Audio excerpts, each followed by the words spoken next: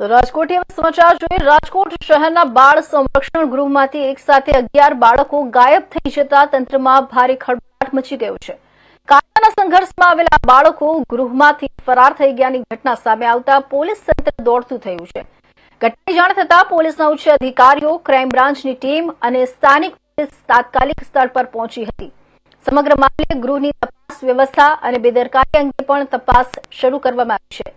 પોલીસે આસપાસના વિસ્તારોના સીસીટીવી ફૂટેજના આધારે તપાસ હાથ ધરી છે અને ફરાર થયેલા બાળકોની શોધખોળ માટે વિવિધ ટીમો કાર્યરત કરવામાં આવી છે।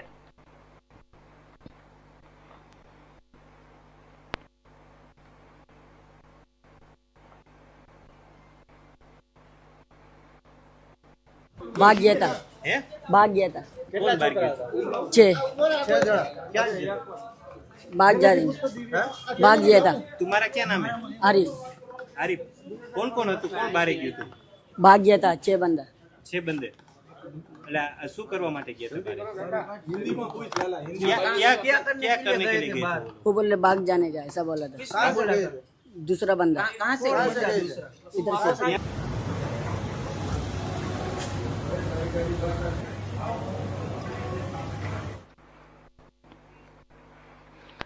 તો રાજકોટ શહેરમાંથી એક ચોંકાવનારી ઘટના સામે આવી છે। શહેરના બાળ સંરક્ષણ ગૃહમાંથી એક સાથે 11 બાળકો ગાયબ થઈ જતા તંત્રમાં ભારે ખળભળાટ મચી ગયો છે। કાયદાના સંઘર્ષમાં આવેલા બાળકો ગૃહમાંથી કેવી રીતે ફરાર થયા તે અંગે અનેક સવાલો ઉભા થયા છે। ઘટનાની જાણ થતાં પોલીસ, ક્રાઇમ બ્રાન્ચ અને ઉચ્ચ અધિકારીઓ તાત્કાલિક તપાસમાં જોડાયા છે। તો આ અંગે વધુ માહિતી મેળવીએ રાજકોટથી અમારા સંવાદદાતા પ્રતીકભાઈ લીંબાણી પાસેથી। જે પ્રતીક, સૌથી પહેલા તો જણાવો કે આ સમગ્ર ઘટના ક્યારે અને કેવી રીતે સામે આવી, શું છે સમગ્ર માહિતી? જી વાત કરવામાં આવે તો ગઈકાલે રાજકોટના જે ગોંડલ રોડ સ્થિત આજે કહેવાય બાળ સંરક્ષણ ગૃહ છે તેમાં 11 જેટલા બાળકો છે તે ગુમ થવા થયા હતા।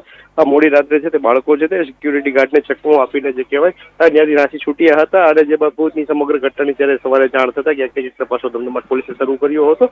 આ રાજકોટ પોલીસની મોટી નિષ્ફળતા કહેવાય અને મોટી ઘોર બેદરકારી કહેવાય, કારણ કે જે રીતે આ જે બાળ સંરક્ષણ ગૃહ છે તેમાં કોઈ બી બાળકો હોય છે તેને સંરક્ષણ માટે લઈ આવવામાં આવતો હોય છે, કોઈ બી સજાના પાત્ર હોય બાળકો તેને અહીં લઈ આવવામાં આવતો હોય છે। ત્યારે આવી જે પોલીસ સિક્યુરિટીથી સજ્જ જે ગૃહ હોય છે તેવામાં જે બાળકોને પણ કહેવાય ખાસ પ્રકારની ટ્રીટમેન્ટ આપવામાં આવતી હોય છે, તાલીમ આપવામાં આવતી છે, તેવી જગ્યાએથી 11 જેટલા બાળકો ગુમ થઈ ગયા। સમગ્ર રાજકોટમાં એક ચર્ચાનો વિષય જાગ્યો હતો અને પોલીસની કામગીરી ઉપર સવાલો ઉઠ્યા હતા। ત્યારે 11 બાળકો જે કહેવાય તેમાંથી જો વાત કરીએ તો 6 બાળકોએ છે આ પ્લાન બનાવ્યો હતો ભાગવાનો, અને જેમાંથી 6 બાળકોમાંથી જે પ્લાન બનાવ્યો હતો તેને 11 બાળકો તેથી ભાગે નાસી છૂટ્યા હતા, જેમાં 10 બાળકો જે કહેવાય કે જે અત્યારે ગુમ છે અને જે બાળક છે તે હાલ પકડાઈ ચૂક્યો છે।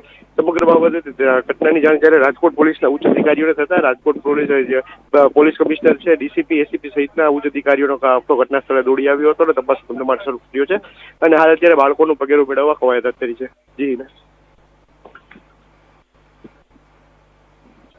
જી આ બાળકો ગૃહમાંથી બહાર નીકળ્યા તે અંગે પોલીસને કોઈ પ્રાથમિક ક્લુ મળ્યા છે ખરી?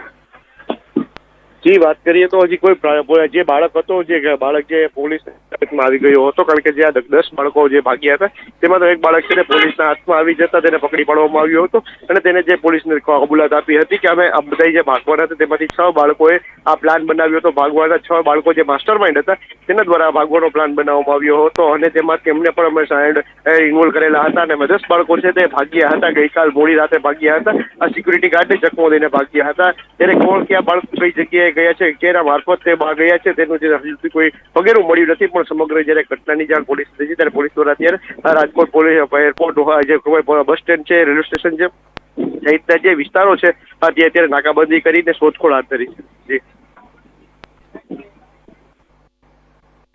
જી પ્રતીક, ખૂબ ખૂબ ધન્યવાદ સમગ્ર માહિતી આપવા બદલ।